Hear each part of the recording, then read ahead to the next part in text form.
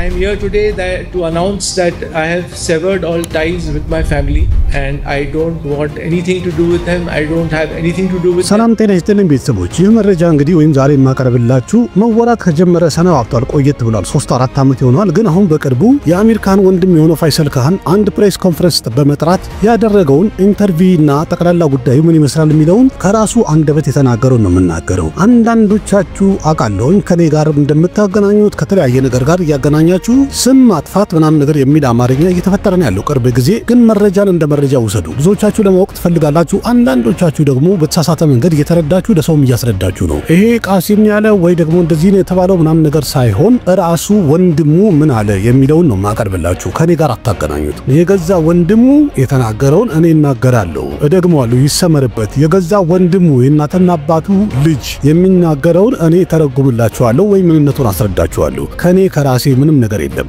እንደ ተረዳችሁኝ እርግጠኛ ሆኜ እንግዲህ ወደ ፕሮግራሙ ገባለሁ የአሜሪካን ወንድም የሆነው ፋይሰል ካህን በቅርቡ ፕሬስ ኮንፈረንስ ጠርቶ ነበር ጠበቃውንም ይዞ በዚህ ፕሬስ ኮንፈረንስ የተናገረው ምንድነው ከአሜሪካን ጋርም ሆነ ከቤተሰቦች ጋር ምንም አይነት ዝምድና ሆነ ግንኙነት የለኝም ተበጥሷል ብሏል I am here today to announce that I have severed all ties with my family and I don't want anything to do with them I don't have anything to do with them በቀላሉ በቃ አላቃቸውም አያቁኝም ማለቱ ነው በዛውም ፋይሰል ካህን ግልጽ አድርጎ የተናገረው ለአንድ ዓመት ያህል አሜሪካን ቤት ውስጥ ዘግቶ አስቀምጦኝ ነበር ብሏል ያደረገበት ምክንያት አይምሮ ትክክል አይደለም በሚል ምክንያት ነው and they were saying I'm got schizophrenia and I'm a mad person and I can harm the society ये सब खबरें paranoid schizophrenia የሚባል የአይምሮ ችግር አለበት ብሏል በእርግጥ ይሄን ነገር ፋይሰል ካህን ቀደም ብሎ በተለያዩ ኢንተርቪዎቹ ሲናገር ነበር ሰሚ ባያገኝም እንደሚታወቀው ይህ ፋይሰል ካህን የሚባለው የአሜሪካን ወንድም ከወንድሙ ጋር አብሮ ሜላ የተሰኘ ፊልም አብረው ተውነው ነበር ሁለቱም ወንድሞች በፊልም ስራቸው ዓለም ላይ ስራቸውን ለማስቀጠል ጥረዋል ተጣጥረዋል ግን በአንድ በኩል አሜሪካን ቦዲ ላይ በጣም ትልቅ ሱፐርስታር ሆኗል ፋይሰል ካህን ግን በዚህ ጉዳይ ላይ ሲታገል ነው የከረመው ከትንሽ ጊዜ በኋላም ቆየት ያለ ኢንተርቪውን ብናይ ፋይሰል ካህን የተናገረው የኔ ስራ ህይወቴን እንዳለ ያበላሸብኝ አሜሪካን ነው ብሎ ከሶታል ግን ምን ቢፈጠር ነው ታናሽ ወንድሙን አሜሪካን ለአንድ ዓመት ያህል ቤቱ ዘግቶ ያስቀመጠው እውነትም አሜሪካን የፋይሰል የስራ ህይወቱን ልፋቱን እንዳለ አበላሽቶበታል ምንድነው ይሄ ሁሉ ትርምስ ወይም ጉዳዩ ምንድነው በዛሬ በዚህ ቪዲዮ እንግዲህ ግልጽ አድርገን የምንወያየው አሜሪካንና ፋይሰል ካህን በምንድነው የተጋጩት ለምንድነው ይሄን ያህል ወሬ ለረጅም ዓመት ሲወራ የነበረው ምንነቱን ለማየት እንሞክራለን በመጀመሪያ በጠይቃችሁ እንግዲህ ሰብስክራይብ ማድረግ አትርሱ ቪዲዮንም ላይክ አድርጉ ልክ እንደዚህ አስገራሚና ድንቅ የሆኑ ቪዲዮዎችን ይዤላችሁ ከችላለሁ መለስ ብለን ስናየው በ1989 በፈረንጆቹ የአሜሪካን አጎት ፕሮዲዩስ ያደረገው ከዓመት ተክ የተሰኘው ፊልም አሜሪካን ወደ ፊልም ኢንዱስትሪ ላውንች የሆነበት ወይም ደግሞ አንድ ብሎ ስራውን የጀመረበት ነው ፊልሙን በተመልካች በጣም ተወደደ በህዝብ መሃልም አሜሪካን በጣም ዝነኛ መሆን ቻለ ከዛም በኋላ ስራውን ቀጥሎ እንግዲህ ዛሬ ላይ እንደሚታወቀው አሜሪካን በህንድ ሲኒማ ታሪክ ትልቅ የሚባሉ ሱፐርስታር ተርታ አንዱ መሆኑ ይታወቃል እንግዲህ እንደዚህ ትልቅ ስም ከማግኘት ወይ ሱፐርስታር ከመሆኑ በስተጀርባ በጣም ትልቅ መስዋዕትነት የከፈለበት ከፍተኛ የሆነ የሲኒማ ትግልን አሳልፈዋል ወይም በአርት ላይ ለቅቷል እሱንም ባዮግራፊን አቀርቤላችሁ ነበር ከጅምሩ ስናየው የአሜሪካን ቤተሰቦች ልጆቻቸው ተዋናይ እንዲሆኑ ፍላጎት አልነበራቸውም ምክንያቱም ይሄ ስራ ምን ያህል የተረጋጋና ስኬት ብቻ የሚገኝበት እንዳልሆነ በህይወታቸው ቀደም ብለው አይተውታል ግን አሜሪካን ከዚህ ተቃወመና ጸጥ ብሎ ወደ ቲያትሩ ዓለም ገባ አጫጭር ፊልሞችን መስራት ጀመረ ከዛ በኋላ አጎቱ ፕሮዲዩስ ያደረገው እንዲሁም ዳይሬክት ያደረገው የመጀመሪያ የሥራ ዕድል ሰጠውና ወደ ፊልሙ ዓለም አንድ ብሎ ተቀላቀለ በሌላ በኩል ደግሞ የነበረው ወንድሙ ፋይሰል ካህን ነበር የራሱ የአሜሪካን ታናሽ ወንድም ነው ከጅምሩ ፋይሰል ካህን ወደ ፊልሙ ዓለም መግባት እንኳን ፍላጎት አልነበረው በተለያየ ኢንተርቪው ሲናገር እንደተሰማው ከሆነ ምግብ ማብሰልና የምግብ ስራ በጣም ይመስጠው እንደነበረ ተናግሯል በዛም የተነሳ ሆቴል ማኔጅመንት ትምህርቶችን ከተማረ በኋላ የራሱን ሆቴል መክፈት ይፈልግ ነበር 12ኛ ክፍል ፈተና ከጨረሰ በኋላ የሆቴል ማኔጅመንት መግቢያ ፈተና ተፈትኖ ነበር ግን በአጋጣሚ ያ ፈተና ማለፍ አልቻለም ወደቀም በድጋሚ አፕላይ አድርጎ እንግዲህ ፈተናውን ለመፈተን እየሞከረ በነበረበት ሰዓት ላይ በመሃል ወደ ኮሌጅ አድሚሽን አገኘና ኮሌጅ ጀመረ ወደ ኮሌጅ ገብቶም ኤምቢኤ ዲግሪው ለሚያዝ ነበር የተጣጣረው ግን በዚህ ሁሉ መሃል አንድ ቀን አሜሪካን ፋይሰልን ጠራው ወንድሙን ያለውም ለምን ወደ ፊልሙ ዓለም አትቀላቀልም ምክንያቱም ምንም ቢሆን ይሄ ቤተሰባችን ስራ ስለሆነ በደንብ ይዘነው እንሄዳለን ብሎ መከረው ፋይሰልም ደግሞ ትክክል መሰለው ስለዚህ ፊልሞች ላይ ከጀርባ ሆኖ የተለያዩ አገልግሎቶችን መስጠት ጀመረ እንዲያውም የአሜሪካን የመጀመሪያ ፊልም ሆነው ከዓመት ተክ የተሰኘው ፊልም ላይ ሶስተኛ አሲስታንት ዳይሬክተር ሆኖ አገልግሏል በፊልሙ ላይም ቢሆን አጠር ያለ ቦታ ላይ በካሜራ ሮል ታይቶበታል ግን ፊልሙ ላይ ክሬዲት የተሰጠው በረዳት ዳይሬክተርነት ሳይሆን በትወና ነበር በመቀጠልም ጆጂታ በሂ ሰከንዳሪ የተሰኘው ፊልም ላይም ረዳት ዳይሬክተር ሆኖ አገልግሏል የተወሰነ ቦታ ላይም ተውኗል ከዛ በኋላ ፋይሰል ካህን ፊልም ላይ መስራቱ በጣም ስሜት እየፈጠረበት ተጫወተበትና እያዝናናው ሄደ። ይህ ነገር ካየ በኋላ ከተመቸው በኋላ የሆቴል ማኔጅመንት ህልሙን እንዳለ ወደ ኋላ ካደረገ በኋላ ወደ ፊልሙ ዓለም እቀላቀላለሁ ብሎ ወሰነ። ልክ በዚህ መልኩ እንግዲህ ፈይሰልም ወደ ፊልሙ ዓለም ትወና ላይ ለመግባት ወሰነ። ጆጂታዊ ሰከንደሪ የተሰኘው ፊልም ላይ የነበረውን ትንሽ ቆይታ ካየ በኋላ አባቱ ወደ ፊልሙ ዓለም ከመቀላቀል በፊት የተወሰነ ትወናዎችን መማር አለብህ ብሎ መከረው። ከዛ ፈይሰልም ፈጠን አለና መሄንደር ጆሺ አክቲንግ ስኩል በመግባት የተለያዩ ትወናዎችን መማር ቻለ። አባቱም ደግሞ ጣሂር ሁሴን የሱ የመጀመሪያ ፊልሙን መድሆሽ የተሰኘውን ፊልም ፕሮዲዩስ አደረገ። ፊልሙን በፈረንጆቹ በ1994 ለእይታ በቃ። ግን ፊልሙ ያገኘው አቀባበል ኔጌቲቭ ነበረ። ክሪቲክሶች በአጠቃላይ ፊልሙን አውትዴት ነው፣ ጊዜ ያለፈበት ነው አሉ። የፈይሰል የትወና አቅሙንም በጣም የሰደቡትና ያጓረዱት ሲሆን የአሚር ወንድም አንድ ፊልም ይዞ ይመጣል የሚለው ነገር ያን ያህል ሃይፕ ሊፈጠርለት አልቻለም ነበር። ፈይሰል ከዛ በመቀጠልም ፒንክ ቪላ ላይ ባደረገው ኢንተርቪው እየተናገረ ሲቀጥል መጀመሪያ ለአሚር የፊልሙን ስክሪፕት ማሰማት ፈልጌ ነበር፣ ግን አሚር ጊዜ አልሰጠኝም፣ ሊሰማኝም አልቻለም። ቀጥሎ እንዳለውም መድሆሽ የተሰኘው ፊልም የመጀመሪያ ከቱን ወይም ደግሞ ለእይታ የሚበቃ ትንሽ ፓርቱን ባየ ሰዓት ላይ እኔም ራሴ አልተመቸኝም ነበር ብለዋል። አሚር ካንም ፊልሙ ጣጣውን ከጨረሰ በኋላ ለእይታ ከመብቃቱ በፊት ማለት ነው ካየ በኋላ እንዳልተመቸው ተናግሯል። ፈይሰልም በትወናው ላይ እንከን እንዳለበት ጉድለት እንዳለበት የታወቀው መጣ። ይህን ነገር ካየ በኋላ መክራን ዴሽፓንዴ ቲያትር ክለብ በመግባት የተለያዩ ትወናዎችን እንደገና ለመማር ሞከረ። ያም ማለት የተወሰነ ትወናውን ማሻሻል ቻለ። ከዛ በሌላ በኩል ደግሞ በቀጣይ ፈይሰል ካን ሜዳ ለተሰኘው ፊልም ፈረመ። በዚህ ፊልም አብሮት የተወነው አሚር ካን ነበር። እዚህ ፊልም ላይ አሚር ካን ሊገባ የቻለበት ዋና ምክንያት የተባለው ፈይሰል ካንን ላውንች ለማድረግ ነው ወይም ተቀባይነት እንዲያገኝ ነው ፊልሙ። በአጠቃላይ በፊልሙ ላይ እንግዲህ አሚር ካን የገባበት ዋና ምክንያት በፊልሙ ላይ ስታር ፓወር መጨመር እንዲቻል ነው ተብሏል። ግን የሚገርመው ነገር በዛ ሰዓት ላይ አሚር ካን የተለያዩ ፊልሞችን ፈርሞ ነበር። አንዳንድ መረጃዎች እንደሚያሳዩት ከሆነ የሜላ ስክሪፕቱ ያላለቀ ነው ተብሏል። ያም ደግሞ ጣጣውን እስከሚጨርስ ድረስ ፊልሙ እየተራዘመ ሄደ። በሌላ በኩል ደግሞ አሚር ካን የተለያዩ ፊልሞችን ፈርሞ ስለነበረ በእነዛ ስራዎች ቢዚ ነበር። ስክሪፕቱም አላለቀም፣ እሱም ጊዜ አላገኘም። በዛ የተነሳ ፊልሙ ጊዜው እየተራዘመ ሄደ።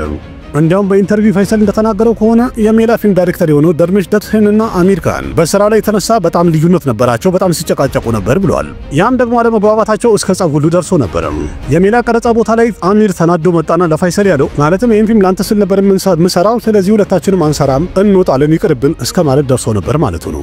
ግን ደግሞ ለፕሮዲውሰሮቹም ሆነ ለፊልሙ ዳይሬክተር ፈይሰል ቃል ገብቶ ነበር ይህንን ፊልም ጨርሼ ወይም ሙሉን ጨርሼ አስረክብሃለሁ ብሎት ነበር። ፊልሙም እንግዲህ በዚህ መልኩ እየታሸ 3 እና 4 ዓመት ያህል ከፈጀ በኋላ በመጨረሻም በ2000 በፈረንጆቹ ማለት ነው ፊልሙ ለእይታ በቃ።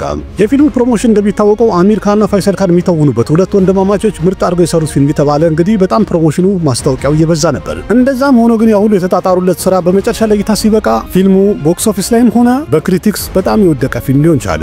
ይሄ ፊልም ፍሎፕ ከሆነ በኋላ ፈይሰል ከዛ በኋላ ስራ ማግኘት አልቻለም ማለት ይቻላል።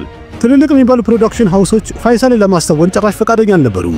በዛ ትግል መሃል በርግጥ አነስ ያሉ ፊልሞች የሰራ ሲሆን ከነዛ መሃል እንኳን አንደኛውን እኒ ብንል ተለቅ ያለ ፊልም ቻንድ ቡጅጋያ የሚለው ፊልሙን ነው። የፊልሙ ታሪክ የሚያጠነጥነው በ2002 የተፈጠረው ጉጅራት ውስጥ በነበረ ረብሻ ታሪክ ላይ ሲሆን ፊልሙ የተለያየ ፖለቲካውን ይዘት ያለውና የተለያየ ውዝግብ ይፈጥራል በሚል ሴንሰር ቦርድ ላይ ከገባ በኋላም ያም ደግሞ በትክክል አይተን የሚወጣውና የሚቆረጠውን ነገር መለየት አለብን በሚለው ፊልሙ ጊዜ እየተራዘመበት ሄደ፣ ለእይታ ሳይበቃ ማለት ነው። ከ3 ዓመት በኋላ ፊልሙም በ2005 ለእይታ በሚበቃ ሰዓት ላይ ፊልሙ የያዘው ኮንቴንት ወይም ጭብጡ የተረሳና የዛገ ጉዳይ ስለሆነ የፊልሙ ሃይፕ ከፍ ሊል አልቻለም። በዛም የተነሳ አሁንም የቆየ ርዕስ በማንሳት ፊልሙ ፍሎፕ ሆነ። ግን በዚህ መሃል አንድ ሴት አግኝቶ ነበር ፈይሰል ካን 2004 አካባቢ ላይ 2004 ኦገስት ላይ ሁለቱ ተጋቡ። በዛው ዓመት ዲሴምበር ላይ ሁለቱ ተፋቱ። እና ፈይሰል ካን እንግዲህ እንደሚለው ከሆነ ጠቅላላ ችግር እዚህ ጋር ነው የጀመረው ይላል። አሁንም በድጋሚ የማሰምርላችሁ ከዚህ በኋላ የምናገረው ነገር ጠቅላላ በተለያየ ኢንተርቪዎቹ ፈይሰል ካን ራሱ የተናገረው ነው።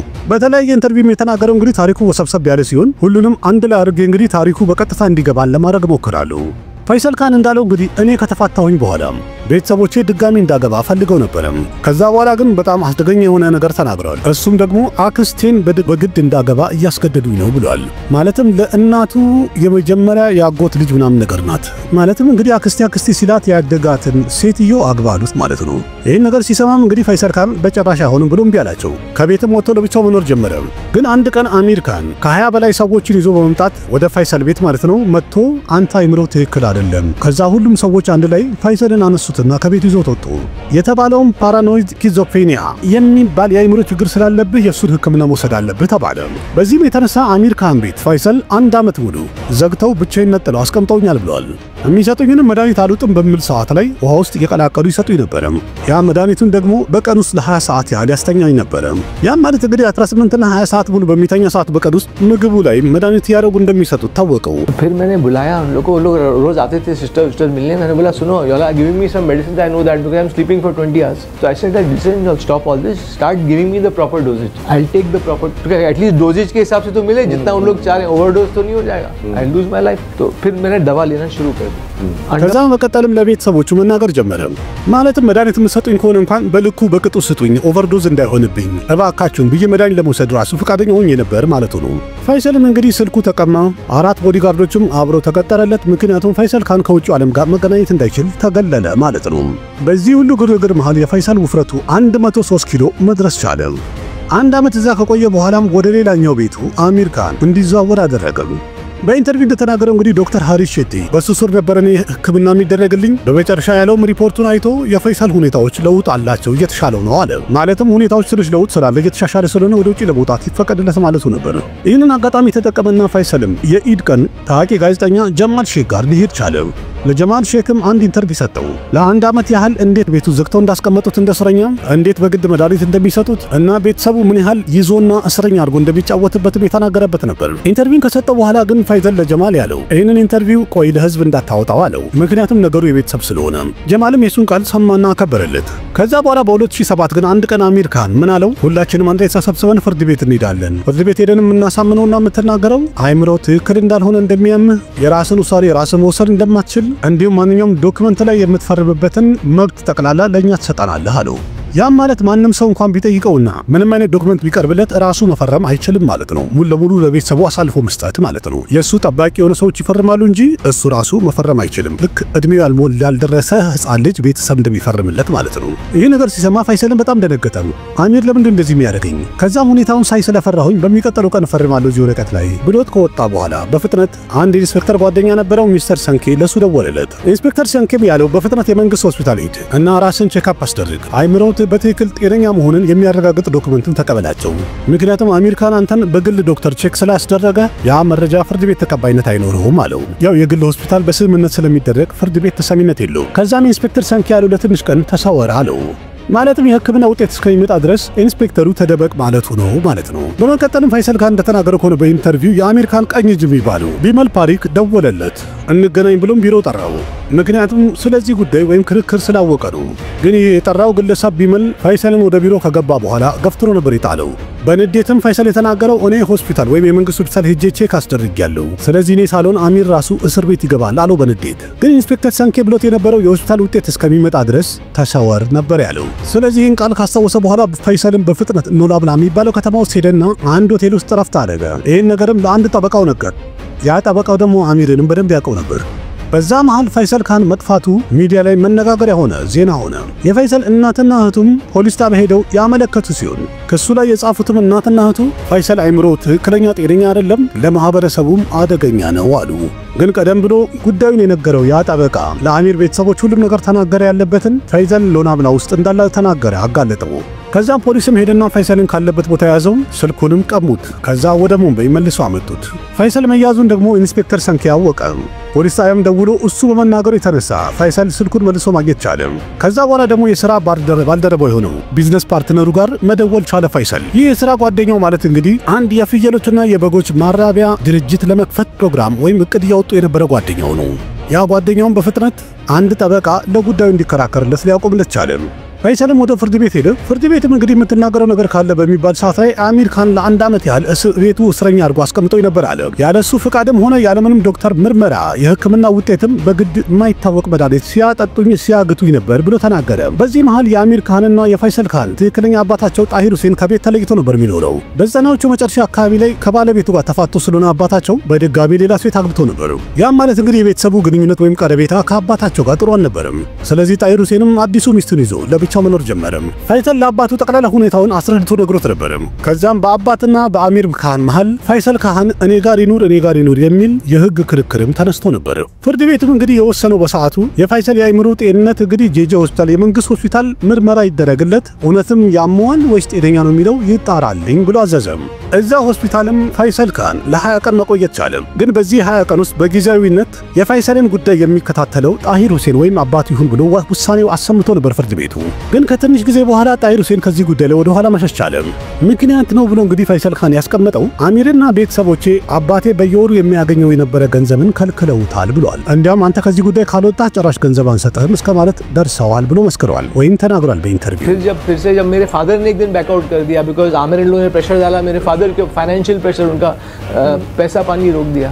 तो फिर फादर ने आके बोला एक दिन कि नहीं भाई I am lifting my hands, I can't take his custody. फिर मैंने जज को फिर से बोला भाई I can take my own decisions. तो जज देख रहा था इतने महीने। በመጨረሻም እንግዲህ የፍርድ ቤት ቀጠሮ ቀኑ በደረሰ ሰዓት ላይ ፈይሰል እንዳለው ከሆነ ፍርድ ቤቱ ለኔ ወስኖልኛል ብሏል። ማለትም ጤነኛ ስለሆነ ለመሄድ ነጻነት አለው፣ ራሱን ችሎ መኖር ይችላል ብሎ ፍርድ ቤቱ ወሰነም። ከዛ በኋላም የተለያዩ ኢንተርቪዎች በሚያደርግ ሰዓት ላይ ይህን ታሪክ ደጋግሞ እየተናገረ ነበር። በቅርቡም እንኳን ፒንክ ቪላ የተባለው ሳይት ላይ ያደረገው ኢንተርቪው እንደሚያሳየው ከሆነ ለንብረት ለመሬት ብሎ እንኳን አሚር ካን ይህን ነገር ያደረገ አይመስለኝም፣ አላደረገም ብሏል። ምክንያቱም ይሄ ኬዝ ካበቃ ከትንሽ ጊዜ በኋላ ከአሚር ካን ጋር እንደተገናኘ እንደገና ከቤተሰቡ ጋር አንድ ላይ እንደኖረም ተናግሯል። እንዲያም አብሮ ከመኖር በተጨማሪ አሚር ካን ጋር ከሄደ በኋላ ፈይሰል ካን ከዚህ ጉዳይ በኋላ እኮ ሙሉ ኢንዱስትሪን እብድ አድርጎ ነው የሚያስበኝ እና እባክህን ሌላው እንኳን ስራ ስለማይሰጠኝ አንተ ስራ ስጠኝ ብሎ ጠየቀው። አሚር ካንም የራሱ ፕሮዳክሽን ካምፓኒ ውስጥ ስክሪፕት ዶክተር አድርጎ ቀጥሮት ነበረ። የተለያዩ ስክሪፕቶችን ማረም ስራ ማለት ነው። ለዚህ ስራውን በየወሩ ይከፍል የነበረው 30,000 የህንድ ሩፒ ነበር።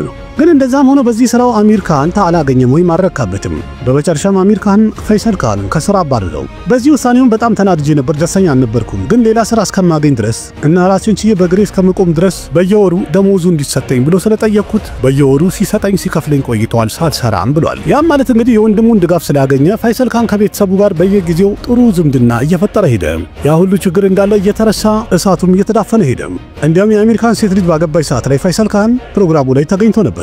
እና ታዲያ ከዛ በኋላ ምን ተፈጥሮ ነው 2025 ኦገስት ወር ላይ ህዝብ ፊት ለፊት ወጥቶ ከአሚር ካን ጋርም ሆነ ከቤተሰብ ጋር ምንም ዝምድና የለኝም፣ አላቃቸውም፣ አያውቁኝም ለማለት ለምንድን ነው የወሰነው? አሁን እንግዲህ በጣም ብዙ ጥያቄዎች ይነሳሉ።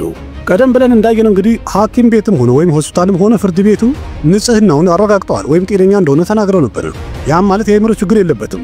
እና ዶክመንት ላይ የመፈረም መብቱን ለምንድን ነው ስጠን ያሉት? ብዙ ጊዜ እንግዲህ የመፈረም መብትን እኛ እንቆጣጠር ወይም አሳልፈ ስጠን የሚባለው ጉዳዩ የንብረት የመሬት ሲሆን ነው። ማለትም አንድ ሰው አእምሮ ትክክል አይደለም ጤነኛ አይደለም በሚለው የመፈረም መብቱ ይነሳና መብቱን የሚወስደው ሰው ሙሉ ንብረቱን ወደ ራሱ በስሙ ሊያዞር ይችላል ማለት ነው። ግን በኢንተርቪዎቹ ደግሞ ፈይሰል እንደተናገረው ከሆነ አሚር ካን ይህን ሁሉ ነገር መቼም ቢሆን ለመሬትና ለንብረት ብሎ አይደለም ያደረገው ብሏል። እና ታዲያ አሁን ትልቁ ጥያቄ ለምን ሆነ? ቀደም ብዬ እንግዲህ የተናገርኩት ጠቅላላ ነገሮች እንደተናገርኩትም በተለያየ ኢንተርቪው ፈይሰል ካን ራሱ የተናገራቸው ናቸው። እና እኛ ጉዳዩን ለማየት እንሞክር ምን ይሆናል ምክንያቱ የሚለው ማለት ነው። የመጀመሪያው ነገር እንግዲህ የፈይሰል ካን የሥራ ህይወቱ ነው። ፈይሰል መቼም ቢሆን ወደ ፊልሙ ዓለም መግባት አይፈልግም ነበር። እንዲያም ወደ ፊልሙ ዓለም ከገባም በኋላ ቢሆን ጥሩ የሥራ ህይወት አላሳለፈም። ሜላ የተሰኘው ፊልም እንግዲህ ካምባክ ያደርግበታል የተባለ ነበር። አንድ የከሰረ ፍሎፕ የሆነ ፊልም ሆኗል። በእርግጥ ፊልሙ በቲቪ ከወጣ በኋላ ወይም ደግሞ በነፃ ለእይታ ከበቃ በኋላ በሲኒማ በነበረ ሰዓት ሳይሆን የተለያዩ ኦቲቲ ፕላትፎርሞችና የተለያዩ ዲሾች ላይ በቀረበ ሰዓት ላይ ተመልካቹ በጣም ወዶት ያየውና የተዝናናበት ፊልም እንደሆነ ይታወቃል። በተለይ ከህንድ ውጭ ያሉት ሀገራት ላይ ግን አሁንም ድረስ ህንድ ውስጥ ይህን ፊልም በጣም ክሪቲሳይዝ ያደርጉታል። እንዲያውም እዚህ ፊልም ላይ አሚር ካን ያሳየው ትወና እስከዛሬ ድረስ ከታዩ ፊልሞቹ እጅግ በጣም አስቀያሚና አስጠሊታው ነው ይላሉ። አሚር ካንም ይህንን ፊልም ባልሰራው ብዬ እቆጫለሁ እስከ ማለትም የደረሰበት ኢንተርቪው ሰምተናል። በላይ እንግዲህ የሰራቸው ፊልሞች ጠቅላላ ፍሎፕ እየሄዱ ስለሄዱበት የፈይሰል ካን የሥራ ህይወቱ ብዙም ርቀት መሄድ አልቻለም። ትልልቅ ባነሮችም ደግሞ እሱን ማስተወን ጨራሽ አይፈልጉም ነበር። በተለያየ ኢንተርቪዎቹም ፈይሰል ካን የተናገረው አሚር ካን መቼም እኔን ለመርዳት ፈቃደኛ ሆኖ አያውቅም፣ አልረዳኝም ብሏል በፊልሙ ዓለም ላይ። አሚር ደግሞ ሜላ የተሰኘውን ፊልም የሰራሁት እኮ እኔ ፈይሰል ካን ካምባክ እንዲያደርግ ነው ብሏል። በሌላ በኩል ደግሞ አሚር ካን ከአባቱ ባነር ውስጥ ወጥቶ በነፃነት የራሱን አንድ ባነር መስርቶ ወይም ፕሮዳክሽን ካምፓኒ ስራ እየሰራ ነበር። በዛ ሰዓት ላይ ብናየው የአባቱም የሥራ ሁኔታ ይህን ያለ የተረጋጋ ወይም ጥሩ የሚባል ደረጃ ላይ አልነበረም። ቁልቁል የወረደበት ሰዓት ነበር። አሚርም በተደጋጋሚ እንደተናገረው ከሆነ አባቴ የተለያዩ ስክሪፕቶችን ካየ በኋላ ገንዘብ ለማውጣት ትንሽ ቆጥቋጣ ነው፣ ይፈራል ብሎ ይናገራል። ከነገር በኋላ የአሚር ካን ፕሮዳክሽን ካምፓኒ የሚወጡ ፊልሞች በጠቅላላ በጣም በጥሩ እየሰሩ እየሸቀሉ ነበረ። በሌላ በኩል ደግሞ ፈይሰል ካን የሚሰራቸው ስራዎች ጠቅላላ ተቀባይነትን አላገኙም። እንደገና ራሱን ችሎ መቆም አልቻለም። ስለዚህ ፋይናንሻሊ ወይም በገቢ ደረጃ የተረጋጋና ሰላም ያለው ህይወት እየመራው አይደለም ብሎ በተደጋጋሚ ኢንተርቪዎች ላይ ተናግሯል። በዛ ሰዓት ላይ አንዳንድ የቅርብ ሰዎች ደግሞ እንደሚሉት ከሆነ የመጀመሪያ ትዳሩ ፌል ካደረገበት በኋላ የፈይሰል ካን ሁኔታዎቹ ወይም ደግሞ ከሰው ጋር ሲቀርብና ሲናገር ነገሮች እየተቀየሩ እየተለወጡ ሄደው ነበር ብለዋል። ከዛ በኋላማ አሚር እብድ ካለው በኋላ ኢንዱስትሪ ውስጥ በጣም ብዙ ነገሮች ተወርተዋል። ከዛ በኋላ ያው በቼክአፕ እንግዲህ ነፃ ወጥቷል። በእርግጥ ግን መልሰን ደግሞ አሁን የምናየው የአሚር ካን የአባቱን ጉዳይ ነው ማለት የአሚርና የጣሂር ሁሴን ዝምድና። ቀደም እንደነገርኳችሁ እንግዲህ ጣሂር ሁሴን ከመጀመሪያ ሚስቱ ጋር ተለያይቶ ነበር። በ2000ዎቹ መግቢያ አካባቢ ላይ እንግዲህ ወጣት አክትረስ የሆነችውን ለኢንዱስትሪም ገና አዲስ መጤ የነበረች በሰዓቱ በመጨረሻም 2010 ላይ ያገባት ዚነት ናት። 40 ዓመት እንግዲህ በእድሜ እንደምታሰው ተገልጿል ወይም ተነግሯል። አንዳንድ ሰዎች እንደሚሉት ከሆነ ጣሂር ሁሴን ለሁለተኛ ሚስቱ ፊልም የሰራ ነበረ፣ ግን እነዛ ፊልሞች አልቀውም እንኳን ለይታ አልበቁም። ያም ማለት በጣም ብዙ ገንዘብ አባክኗል ማለት ነው። በዚህ ውሳኔም የተነሳ አሚር ካንና ቤተሰቦቹ ከአባታቸው እየራቁ ሊሄዱ ችለዋል። የሁለቱ ዝምድና መቼም ተስተካክሎም ጥሩ ሆኖ ማያውቅም። አንዳንዶች እንደሚሉት እንግዲህ ይሄውን የተረጋገጠ አይደለም ይባላል እምላችሁን የተለያየ ሚዲያ ላይ አባታቸው በጣም ደካማ ውሳኔ በመወሰኑ የተነሳ ጣሂር ሁሴን ያለውን ሀብት እንግዲህ የተለያዩ ኪሳራዎችን እያስተናገደ ስለሆነ መሬቱን ምናምን ነገር እንዳይሸጠው ፍራቻ ነበራቸው። ስለዚህ ምናልባትም ፈይሰል ካን እንግዲህ ለአባቱ ደግፎ ሊፈርም ይችላል ተብሎ ስለተገመተ ወይም ስለተፈራ የመፈረም መብቱን ለኛ አስረክበን የተባለው ለዛ ይሆናል የሚል ቲዮሪም አለ። ማለትም በስሜት ተገፋፍቶ አባቱን ሰምቶ የማይሆን ቦታ ላይ የማይፈልጉት ቦታ ላይ እንዳይፈርም የፈሩም ይመስላል አሚር ካንና ቤተሰቦቹ። ግን ደግሞ ፈይሰል ካን በኢንተርቪዎቹ በግልጽ እንደተናገረው ይሄ ሁሉ ነገር ለንብረት ለመሬት አይደለም ብሏል። እና ትልቁ ጥያቄ እንግዲህ ምንድነው ጉዳዩ? በአሚር ካንና በፈይሰል ካን በቤተሰብ ውስጥ ያለው ጉዳይ ምንድነው? ምክንያቱም የአሚር ካንም ሆነ አባቱ በጣም ሲከራከሩ የነበረው ፈይሰል ካንን ማን ይንከባከበው በማን ከስተዲ ውስጥ ይግባ የሚለው ነው። እንዲያውም ለአባቴ የተለያየ ጊዜ የሚሰጠው የነበረ ገንዘብ ሁሉ አሚር ካን እየከለከለው እንዳለ ተናግሯል። ምክንያቱም ቀደም ብሎ የአባቴን ገንዘብ ወስዶ ስለነበረ አሁንም በስራ ሲያገኝም ይሰጠዋል ብሏል። ግን አንድ ቦታ ላይ ደግሞ በኢንተርቪው ይሄን ብሏል። अब्बाजान चाहते थे कि मैं उनके लिए कोई फिल्म करूं, एक्ट करूं film, because he was compelling me and forcing me to act in a film, in his film, and his company already is not doing well and actually it's gone bankrupt. तो उनकी कंपनी में फिर से काम करके बिल्कुल फायदा नहीं था। Net of point ያ ማለት እንግዲህ የአባቴ ካምፓኒ አሁን እየከሰረ ስላለ ነው ለሱ ካምፓኒ ፊልም እንድሰራ ይፈልጋል። እንዲያውም ከሱ በኋላም ቢሆን አሁን ላይ እንድቆጣጠርለት ካምፓኒ ምን እንድብራለት ፍላጎት እንዳለው ብዙ ጊዜ ነግሮኛል አባቴ ብሏል። የጤና ሁኔታው እንግዲህ በሆስፒታልም ሆነ በፍርድ ቤት ነፃ እንደሆነ ተነግሯል። ክሊን ቼክ ተሰጥቶታል። የተለያዩ ቦታ ላይ የሚወጡ ሪፖርቶች እንደሚያሳዩት እንደዛው ነው። ግን እንደዛም ሆኖ አንዳንድ ሪፖርቶች እንደሚያሳዩት ከሆነ ከጄጄ ሆስፒታል የወጣው ሪፖርት እንደሚያሳይ ከሆነ ትንሽ ችግር አለበት ብለዋል። እሱም ደግሞ ሲዞሳይኮቲስ ኤፌክቲቭ የሚባል ችግር አለበት ብለዋል። ይህም ማለት እንግዲህ ሺዞፍሬኒያና ባይፖላር ዲስኦርደር የተፈጠረበት ግለሰብ ማለት ነው። እንደዛም ሆኖ ግን ፍርድ ቤቱ ያለው እነዚህ ያው የአእምሮ ችግሮች ወይም ደግሞ የእብደት ምልክቶች እንዳልሆኑ ተናግሯል። ወይም ለማህበረሰቡ ምንም አደጋ የለውም ፈይሰል በነጻነት መንቀሳቀስ ይችላል ብሎ ወስኗል። ስለዚህ ፈይሰል የሚፈልግ የነበረው ወይም ሲከራከር የነበረው የራሴን ውሳኔ ራሴ ወስናለሁ ሲል ነበረ። አሚር ደግሞ በኔ ውሳኔ ውስጥ መሆን አለበት የሚለውን እንግዲህ ትልቁን ጸብ ተሸንፏል። በሌላ በኩል ደግሞ ሲታይ የአሚር ካን ቤተሰቦች ትክክል ነበሩ እንዴ? አንድ ጤነኛ የሆነ ሰውን በግድ ቤቱ ዘግቶ ያለ ፍላጎቱም ሆነ ያለ ምንም አይነት የሕክምና ማስረጃ በላይ የማይታወቅ መድኃኒት ማጠጣት ማጋትስ ትክክል ነበረ? እብድነ ማለት በራሱ ሰውን አያሳብድም? እንዲያውም ይሄ ነገር ከተረጋገጠ በኋላ አንድ ሰውን በግድ ማሰርና ማገት በግድ መድኃኒት ማጠጣት በህንድ ወንጀለኛ መቅጫ አንቀጽ ላይ እንደተቀመጠው እስር ቤት መግባቱ የተረጋገጠ ነው ያሰው። እና ታዲያ የአሚር ካን ቤተሰቦች በትክክል የፈይሰልን ጤንነት ለማረጋገጥና ለጤናው ተጨንቀው ነበር ያደረጉት ወይስ ደግሞ እውነቱ ሌላ ነው? በሌላ በኩል ደግሞ ፈይሰል ካን የኒከት ካን ባል የሆነው ሰንቶሽ ላይም ክስ እያቀረበ ነው ያለው። እነዚህ ሁሉ ሰዎች አንድ ላይ ሆነው የኔን ህይወት አበላሽተዋል፣ ገደል ከተውታል እያለ ነው። እንዲያውም አሚር ካን የኔ የሥራ ህይወቴን እንዳለ አበላሽተዋል፣ ገደል ከተውታል፣ መቼም አልረዳኝም ብሏል። ግን በዛው ደግሞ የራሸባኒ ፖድካስት ላይ አሚር ካን ደግሞ የተናገረው እንስማ እስቲ። ፈይሰልን እኔ በጣም ልረዳው ሞክሬያለሁ። ወደ ትወናው ዓለም የመጀመሪያ እርምጃውን ሲያስገባ በጣም ሞክሬያለሁ የሱ የሥራ ህይወቱን መደገፍ እንድችል። እንዲያውም በነጻ ሰርቻለሁ አንድ ፊልም ላይ በጣም ታግያለሁ ይሄ ፊልም ለመርዳት እሱን። ግን በዛ ሰዓት የታወቀኝ ምን አይነት ፊልድ ነው ማንንም የማይረዳበት ነው። እኔ ለፈጣሪ በቃ የምጸልየው ምንድነው የኔ ስኬት ደስ ውስጠው ነው። እንዲያውም በእያንዳንዱ ኢንተርቪው ፈይሰል ካን ሙሉ ቤተሰቡን ታርጌት ያደርጋል። ኦገስት ላይ የሰጠው ለፒንክ ቪላ የሰጠው ኢንተርቪው በጣም ለየት ያለ ርዕስ የያዘ ነበረ እና በጣም ቫይራል ወጥቶ ነበር። ከዛ በመቀጠል ደግሞ ከጠበቃው ጋር አንድ ላይ በመምጣት ፕሬስ ኮንፈረንስ አደረገና ቀደም ብዬ በሰጧቸው ኢንተርቪዎቹ ጠቅላላ ቤተሰቦቼ ተናደዋል። ማለትም ለሚዲያ የተሳሳተ ነገር የተናገረ ነው ያለው ስለ ቤተሰብ። ስለዚህ የተለያየ እርምጃ ሊወስዱብኝ የተዘጋጁ እንደሆነ ስላወቅኩኝ እኔ ከአሚር ካን ጋርም ሆነ ከቤተሰቡ ጋር ምንም አይነት ዝምድና የለኝም ብሎ ግልጽ አደረገ። ከዛ ሌላም በዚህ ኢንተርቪው እንግዲህ ያለው አባቴን ወይም ጣሂር ሁሴንን ቤተሰቤ አንድ ላይ በመሆን አስገድዶታል፣ ሁለተኛ ሚስቱን እንዲፈታ አስገድደውታል ብሏል። ቀጥሎ ያለውም መድሆሽ የተሰኘውን ፊልም በመሰራ ሰዓት ላይ አሚር በጣም ቀንቶብኝ ነበረ ብሏል። ከዛ ሌላም ወደ ቢግ ቦስ ለመግባትም ተጠይቆ ነበር ፋይሰል 400 ሺህ ቀብድ ተሰጥቶት ነበር። ግን አሚር ካን ያው የሰልማን ጓደኛ ስለሆነ አናገረውና ወደ ቢግ ቦስ እኔ እንዳልገባ አስከለከለኝ ብሏል። በዛውም እንግዲህ የተናገረው አክስቴን እንዳገባ አስገድደውኛልም ብሏል። በዛውም አንድ ደብዳቤ ጻፈና ለሙሉ ቤተሰቡ ስለፈረሰ ትዳሩም ሆነ እንደገና ቤተሰቡ ውስጥ ስላሉ የማይታወቁ ዝምድናዎች የጻፈው ነው። እዛ ላይ የጻፈው ምንድነው? ታዋቂዋ ጋዜጠኛና ደራሲ የሆነችው ጄሲካ ሃይንስ አሚር ካን ከሷ አንድ ልጅ ወልደዋል ብሏል። በእርግጥ ስለዚህ ነገር ሚዲያ ቀደም ብሎ በጣም ብዙ ነገር ሲያወራበት ነበር።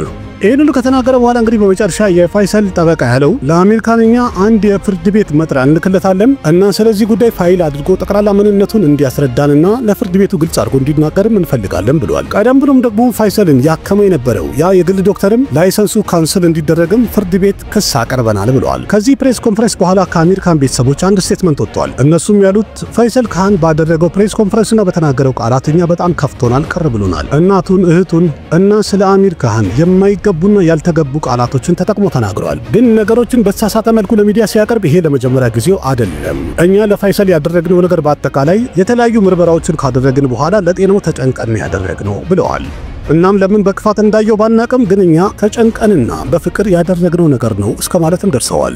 ስለዚህ አሁን ጉዳዩን በድጋሚ እንግዲህ ወደ ህግ መሄድ ይመስለኛል። ምክንያቱም ይሄን መናገር በጣም ይከብዳል የቤተሰብ ጉዳይ ስለሆነ ማን ትክክል ነው ማን ስህተት ነው የሚለውን። ትልቁ ጥያቄ ግን እውነት ሁለቱ ወንድማማቾች ይቀናኑ ነበረ ወይንስ ደግሞ በትክክለኛ እንደዚህ አይነት የተፈጠረ ነገር ነበረ?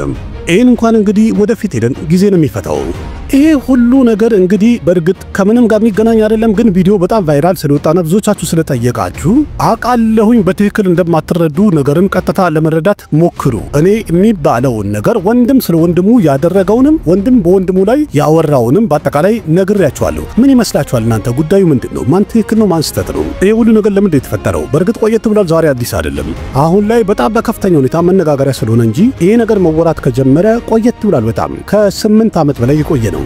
ያላችሁን ሀሳብ አስተያየት ኮሜንት ላይ ጻፉልኝ። ቪዲዮ ላይክ አድርጉ። ለቤቱ አዲስ ሆናችሁ ሰብስክራይብ አድርጉ። ከን ሲኒማ ጋር የተያዙ በጣም ብዙ መረጃዎችን በዚህ ዩቲዩብ ቻናል አንዳንድ እያልን እንቀባበላለን እና አቀርባለሁኝ። አቅራቢያችሁ ቃሲም መካ ነበርኩኝ። በሌላ ቪዲዮ በድጋሚ እስከምንገናኝ ደህና ሁኑ። ባባይ And they were saying I'm got schizophrenia and I'm a mad person and I can harm the society.